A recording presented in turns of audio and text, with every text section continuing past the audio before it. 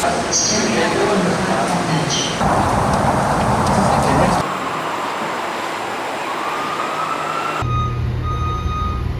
Diverse, vibrant, and full of youth, South Florida has continuously been one of the hottest, no pun intended, destinations for people from all walks of life to settle in.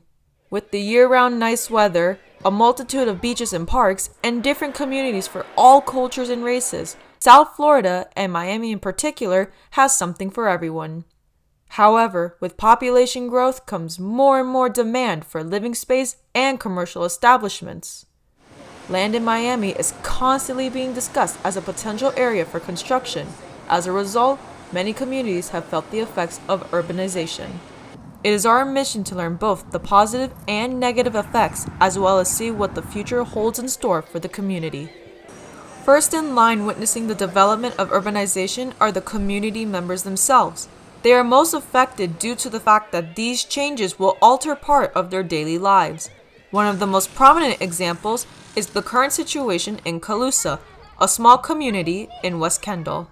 And we see the big, huge trucks on our local road. We have this Calusa Club Drive. It's a single lane going each way, all the way around Calusa.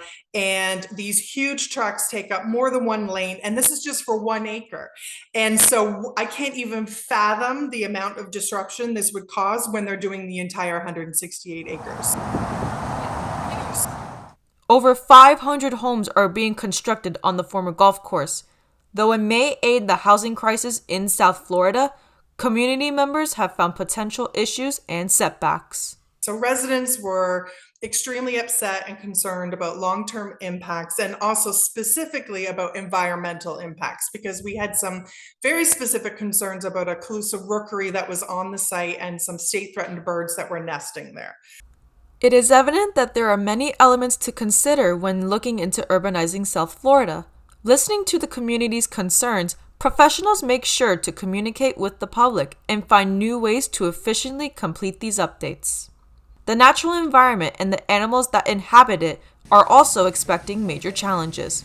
Many public areas, especially parks, are the homes of multiple animal species. Back in the Calusa community, there has been the presence of the tricolored heron. This particular bird is endangered in Florida, and several were spotted using the golf course as a nesting ground.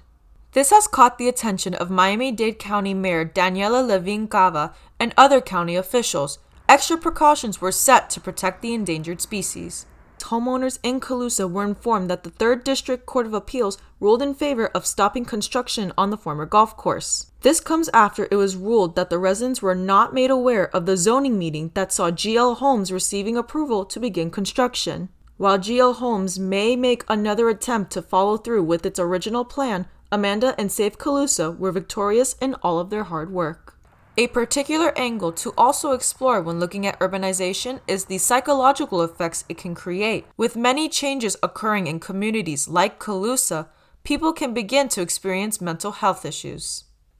Clearly, the problem when we are taking over green spaces with buildings and concrete jungles, so to speak, we're diminishing the opportunities and the effects of positive mental health spaces and access to being outdoors and being essentially one with nature.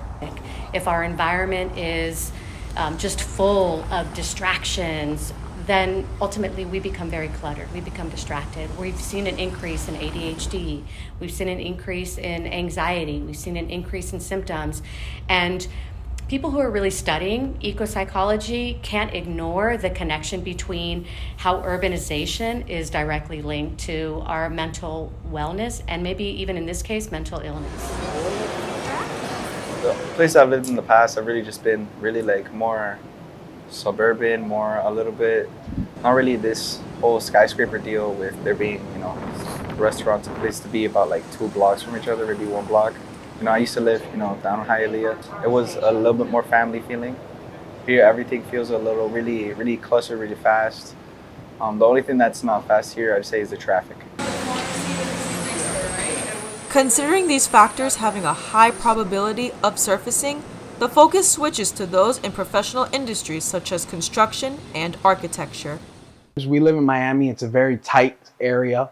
especially when you get to areas like Biscayne, downtown, Coral Gables, areas that are really tight with downtown traffic. Lane closures become a lot more difficult to get once you get into those areas. If you're looking at an open field, it's a lot more comfortable to work in. You do have some terrains that aren't accessible to trucks. They might sink in certain terrains. Remember, we live in South Florida. There's a lot of sand and soft dirt. If that does happen, there are ways around it. An omnibus train is arriving. The continuing rise in population has made urbanization a necessity in South Florida. With high chances of potential setbacks and challenges, it is up to the community to effectively work with professionals and government officials.